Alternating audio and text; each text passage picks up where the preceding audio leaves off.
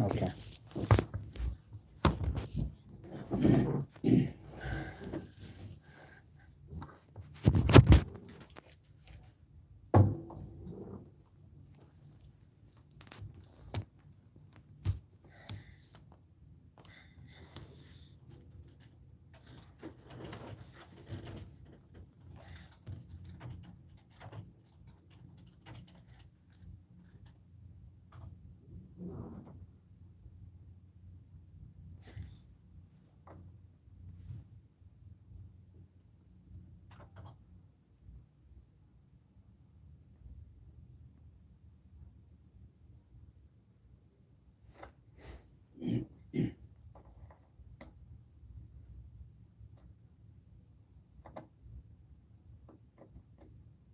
All right. Thank you for tuning into Radio Mini 88.3 FM, the Catholic radio station for all 24 minutes past the hour. Now, Benjamin, you are just about to categorize those desires. Go ahead. We have good desires and bad desires. Bad desires are your fleshly cravings. So these temptations, and like when you go for shopping and you know what you should be looking for, but you keep being attracted to things that are delicious and dangerous.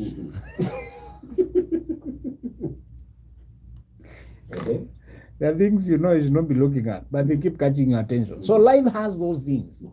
Appealing but out of bounds. Okay. And brothers, because we are very visual, I don't need to explain that too much for brothers.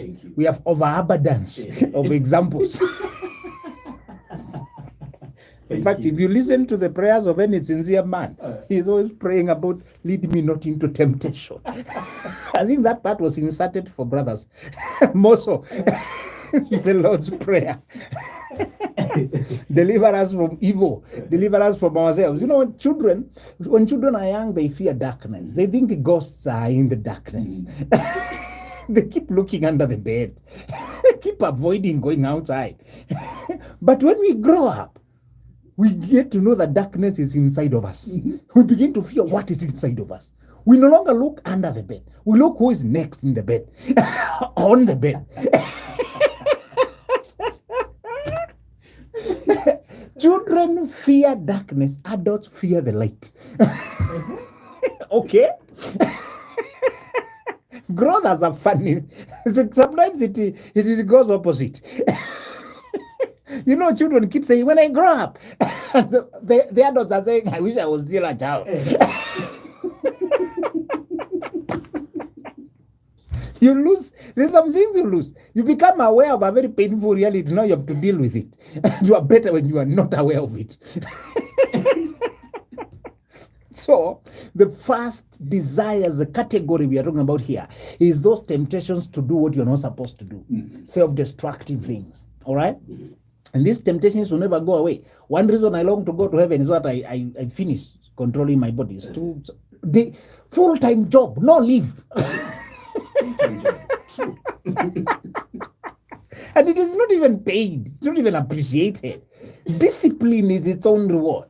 When you talk about discipline, self-control, delayed gratification, managing your cravings, managing your anger, the oversurge of emotions, desires, wishes, fevers. There are so many and they are welling from inside. Jesus told people, stop worrying about too much about what you ate, my friend. You should think about what is coming from you. Because what goes in is just digested and released. What comes out is what matters. Because that one's being produced from inside.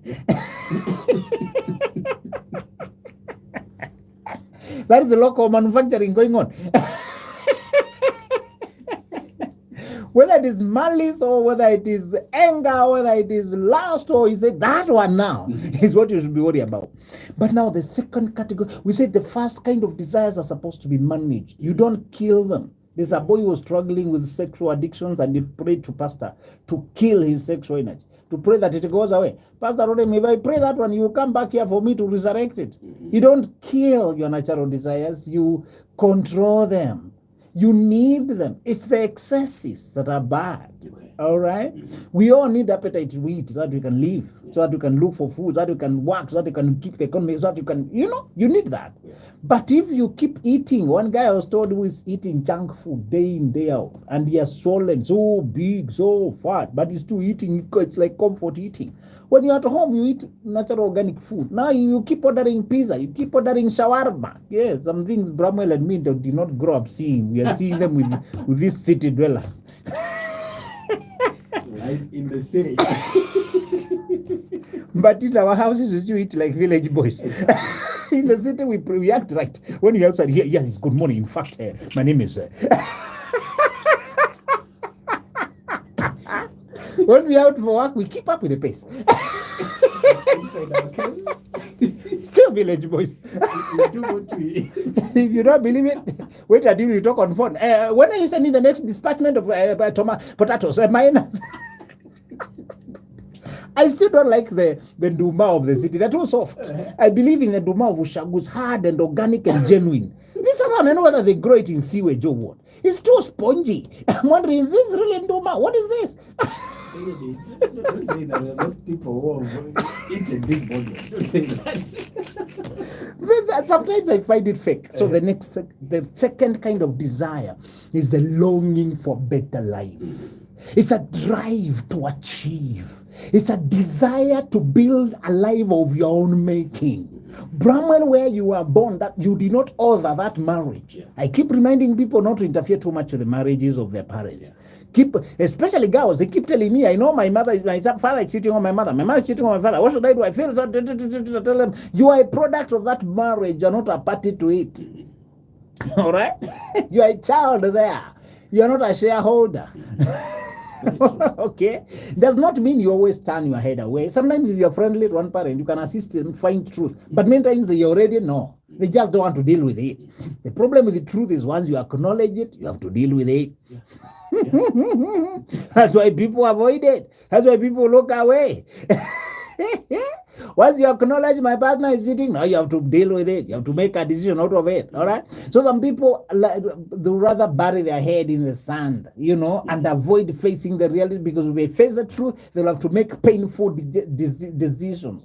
They'll have to make painful adjustments and live with it. So the second category, and this is what costs you if you never cultivate it. And Pramela was sharing with you off air that my heart bleeds when I get the kind of inboxes that show you this person lacked desire. So when you talk about desire, here is the longing, the vision, the picture you have of a better life, how you want to affect your generation, your mental image of you performing your calling, changing, improving humanity, delivering on your calling, the journey through life. God gave you another eye, not just now the physical eye, but your mental eye, to create a picture of what you want before it comes to be, and then fall in love with it. So the desire we are discussing here is the love you're falling in with the life you want. You must create a picture of the life you want and then sit with it until you love it enough. Bramel, I told you of another religious exercise I want you to be doing. There's one for reading the Bible and praying. Then there's another one of sitting with your dream.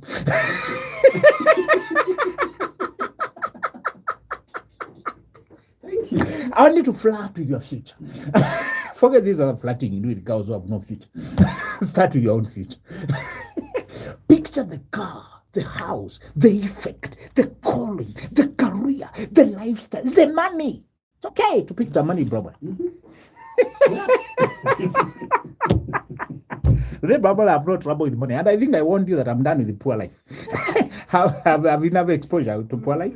No, I want the exposure to opulence. Good problem. Of course. Now I'm done with not having food. This time I want to struggle with which food to cook. So, the desire we are talking about here is putting your vision in front of you. One girl told me she arrived in the university and she started living with a guy, got a child. Then now she's pregnant again for him. And then he has gone to other girls. And then she's miserable. And then she's agony. What did she lack? Can you see it now? Yeah. Do you see the consequence? Mm-hmm. If you lack a desire, a dream you love, you will waste your life. By the way, Brahma, let's remind young people that your life is a blank check. It's your work to make Simple. It's a wet corner. It opens a space. Your potential is only a possibility. Who told these stupid kids when you go to the university you have succeeded? University is not succeeding. You arrive there, it's you to write what you wanted to become. We have a lot of broke engineers, broke doctors, frustrated lawyers. You can do a degree and you're still broke and stuck and in agony. Desire. Start by why you came here to the university. Thank you. And that is what I keep on insisting. Quality. I think I've come to the conclusion that they have this illusion. Because when you qualify to go to university, villagers praise you. You attain overnight heroism. Oh my God, who is number one now? So this is number one. My God, you made it. You have not made it. They're lying. The journey, Brahman, just remember from the journey of first year college until here. And let's warn these people. There's a decade. I keep telling men, usually men take close to 10 years after graduating to be financially independent. We are working on a very small entry-level jobs that are high stress, high demand, low pay. If at all you get any job, first of all. I have skipped that part about searching for the job. If at all you find any job. You know, when you are naive, you think ascending from 4 all the way to job is a staircase. Mm-hmm. Step 1, first year. Step 2, second year. Step 4 year. Step 3, job. I don't know. You know, there's a book we used to study in primary school that proceeded in ladders. Yes. You go to class 4, the boy and girl are now class level 4. It will make you think like life proceeds in sequence. Mm-hmm. There's another thing, level they don't tell you. A murky area that involves sheer grit. Mm-hmm. It looks like climbing a slopey mountain. You climb up, you slide back. You go up, you slide back. So I want to invite all of us to tell you this. Your desire is your only engine. Okay. When I was in primary school, when I was at home, and the home was so chaotic, there's so much... drunk people, chaos and mayhem and poverty and lack and disorder. I pictured a good life. I used the guys I would see on Neighbors TV. Kalonzo Musyoka, the late Motula Kilonzo, those are the famous guys. And I can see the life they're living, the influence, the power they have. And I said I will be like them when I grow up. Every child says when I grow up. But few put the desire into fire. You want to put fire into your desires. So I want to tell you the progress. Number 1, create a mental picture. Okay. Create a mental picture of your desire. Give it a shape. Give it a shape. All successful guys I've studied, all the guys I have seen, started by clarifying what they wanted. You start by clarifying. What is it that you hope to achieve? That thing, sometimes you're not clear. You don't have details. Sometimes you don't know exactly which career. The career shapes as you go. But I want you to set the standard of a life you want. At least you can set about houses and cars and money and the partner and the life you want to live. What kind of, you want to fly when you decide. Now, Brahman, this may look like a simple thing, but I want to tell you the truth. Kids who have no mental picture lose direction. Yeah. I want you this is not simple. Everybody can imagine fleeting images. Today they dream with this, next day they dream with that. And dream with the other one. I want you to create and this is not just for child. Even you as an adult, your life will never stop. There will always be a level to attain, to aim at. I want you to picture what you want. And then once you picture it, add some realistic details, some realistic steps. So I want to buy this car. I want to get this plot. I want to be this kind of a house. Then after that, so give it some realism. The next thing is fall in love with it. Okay. Anybody can say, when I grow up, I want to be a doctor. Mm-hmm. Talking is just talking. Words are just bags of hot air, really. Mm-hmm. Anybody can say them. In fact, we get to know somebody is losing touch with reality if they are talking constantly. That's how we know this person is not okay. Mm-hmm. But we want to say how much emotion, how much disconnection are with your words. Mm-hmm. Somebody can say, I want to become a doctor. Another can come, man, I want to become a doctor. The depth, the conviction, the assuredness. That's what tells you the seriousness. In fact, Bramwell, one of the things all serious people is they start their hours doing the inner work. Yeah.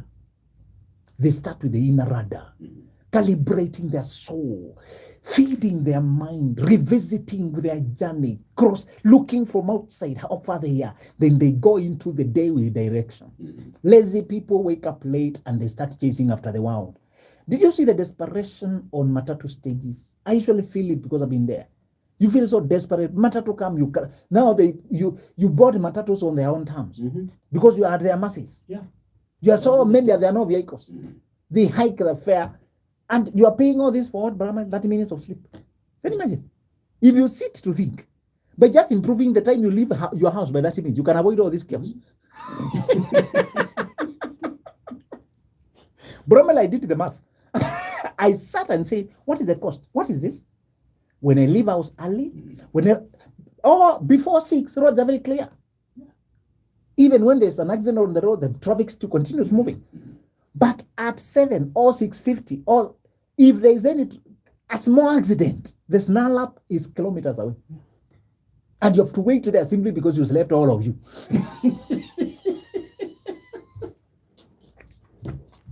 The early birds are already in offices. They're doing shows and laughing.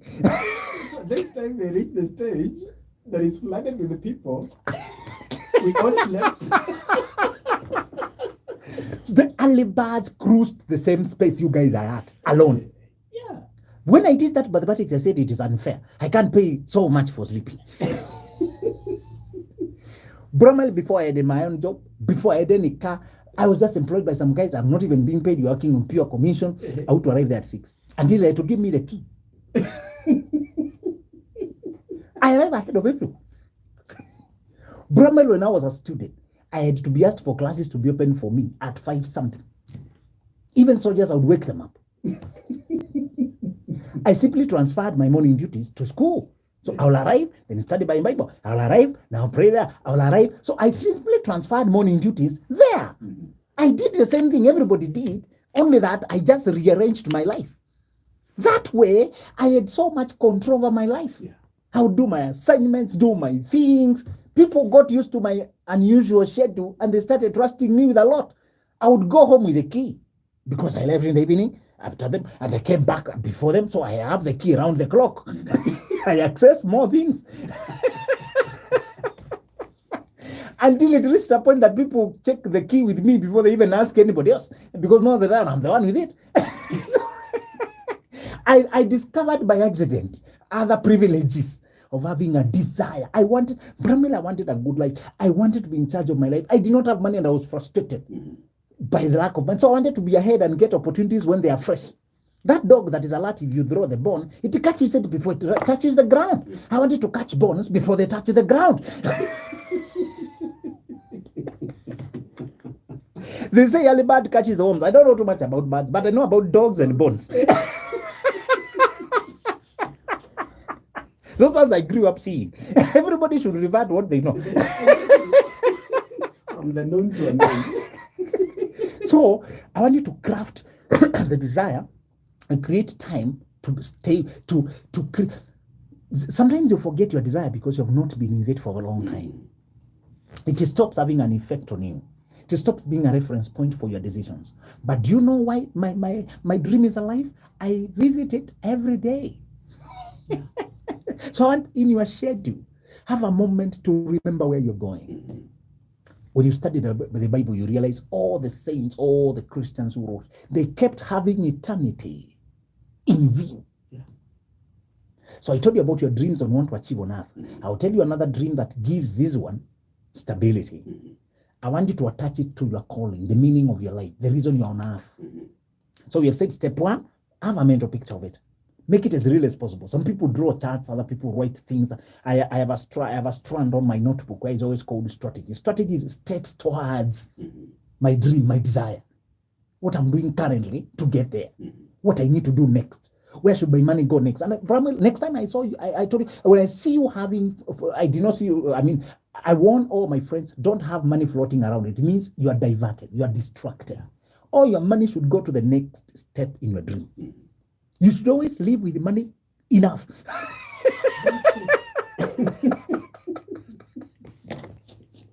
But next time I see you entering hotel and you say, let a man to leave you. Then you give people, buy what you like, be given what you like.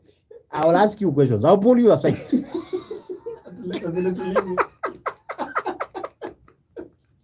The guys who close hotels just walk in and say, from here onwards, I'm in charge. The sellers are happy to get one generous customer. But I'm just wondering, where did you get this excess money? Oh, our money was supposed to go to projects. I'm not saying you don't share with the friends, but the sharing should not be outrageous. It should be what is reasonable, according to where we are now. You cannot be, after you pay your bills, you only have 50K remaining. And then I see you throwing a party worth 70,000. No, you cannot be that. Money disciplines you. So dream actually disciplines you. Because when the money comes, Brahma, even if now you gave me 1 million, you will not see me suddenly boarding a plane to Kilifi. I have dreams that need more money than 1 million. If you give me, I'll say thank you. Did you hear how Elon Musk responded when he was announced the richest man on earth? They announced him on Twitter. He said, now he's the way the guys are. He was also surprised. Or he said, oh, how strange. Okay, back to work. Imagine. You would think when you're at the top of the world, you stay there and enjoy the party. The guy says back to work. Meaning he was not working to be the richest. Yeah. He had a bigger goal he was working towards. He's trying to solve problems of the earth, trying to achieve. His desires are more than being on top of the earth. The same way, even when you are the wealthiest guy around, stay true to your dream. So I was telling you to connect your dream to your calling, to eternity, to obeying God, to destiny. You say this matters to me more than life. Brahman, the thing that keeps you from premature death, by the way, is not your health and the fact that you've done gym. I do not underrate your athletic nature.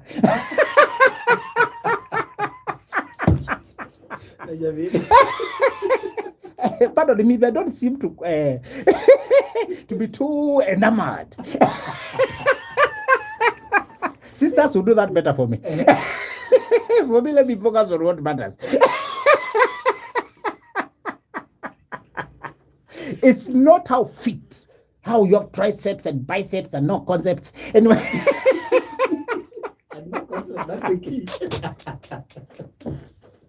It is your dream, your desire, your calling. The reason you live is why God protects you. Yeah.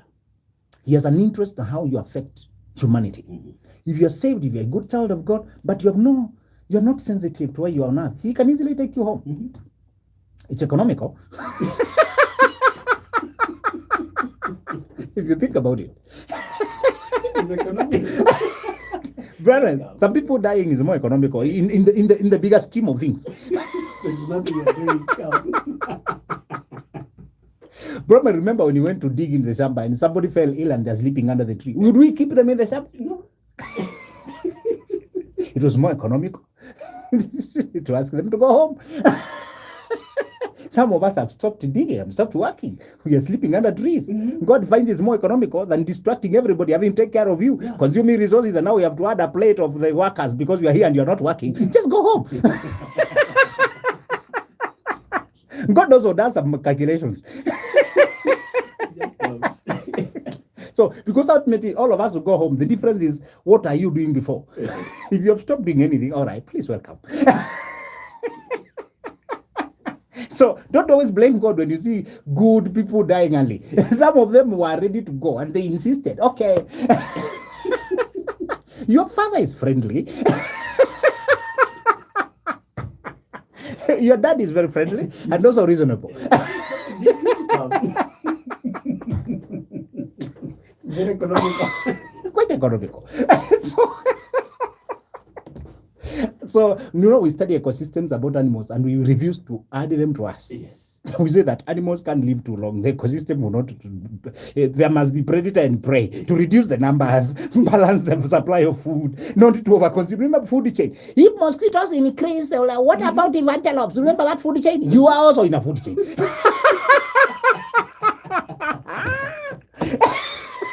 I know human beings are not in the food chain, but let me scare you now. Yeah, there. There's another food chain. God has so much to go around. So you have to make sure it's being put where it's useful. Why fuel all the cars and that some will not move anywhere the whole day?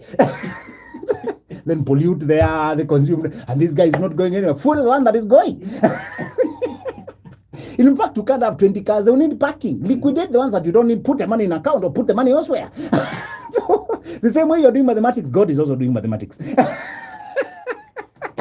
So connect your dream to eternity, to your calling, to your destiny. That way, it gives you insurance against fear. One reason people don't pursue their desire is fear of failing. Yeah. If I risk starting the business I long to, I want to introduce another product in the market, but what if I run bankrupt? But what if now there's lockdown? If I start, if I do this, Bramwell, once you know God is with you, this is why He brought you here, to give you boldness, courage to try and say, if I fail, He will help me. I'll still rise again. And I once you realize that this is your calling, you develop another philosophy that failure is not the opposite of success. It's part of success. Yeah. The mistakes show you what you should not do, what you should avoid. You employ the wrong people, they steal from you, you learn who not to employ. You trust people quickly, they take away your money. You give people your car, they exploit it. You send people to stuff they add their money inside there. Those things, they show you what to avoid. After you leave your lecturers, the next teacher is life. And life is the mistakes. So please, the problem with the only difference is at school, the lesson came first before the test and the failure. Now in life, it's inverted. The test comes first. Exactly. That's what happens. Then the lesson. So you get it wrong, you suffer, you learn it. You only hope that the mistakes will not destroy you. You're a new driver on the road, you know you're vulnerable to mistakes, but you don't quit driving. You hope you learn quickly, and then just quickly before fatal mistakes. You can commit a few scratches here and there. You do instant brakes, people will hoot at you. You be panicky. You block the path. The police knocks your car. You know, the police, they hit your car and you don't respond quickly. They're frustrated. They want things to flow and you're tented. You switch off the car, the Gary went off because you mistook this and the other one. Sometimes you mistake the accelerator with the brakes. So the car jumps, so it stops at once. And people can tell it's a learner. You hope those mistakes will not cost you too much. They not ruin your life. That's where faith comes in. Because God is with you. The mistakes will always be for instruction, not for destruction. Yeah. All right?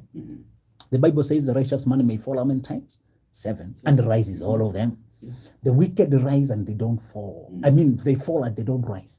They do not, there's nobody to, sometimes the Bible says they look very, they don't even suffer want. They look very prosperous. That's the problem with those who don't know God. And they even insult God. And they don't fall sick. They don't have a lot of troubles like you. But their life is short. Once they fall in the grave, they're fallen for eternity. That's why God is not in the... God has no malice, does not feel good when He has to fight with some people. Just lets them. Their own life, their life is short. Why should God be bothered? Sometimes God has left them to take care of His own children. He has an appointed battle at the valley of Armageddon. Revelation 16:16. So, Brahman, don't be troubled when you see those people keep mocking your God, looking happy. Their life is short, all of it. Even if nothing happens during their lifetime. 100 years are too few. In light of billions of years. Yeah. So God can quietly wait. That's how your father has done his mathematics. Can you please join him?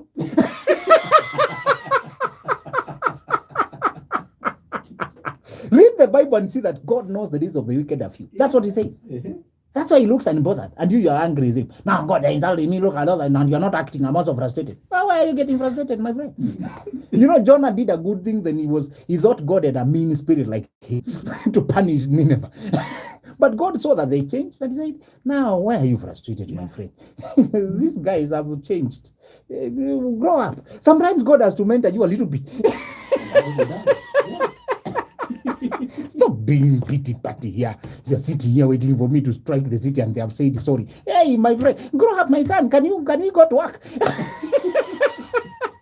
And Benjamin, having said all these things, most of us, what kills our success, what kills our growth is lack of curiosity for knowledge. Exactly. So, Bramwell, you have said you want to be a global radio journalist. You want to influence your generation But then, between here and there, what is the cost?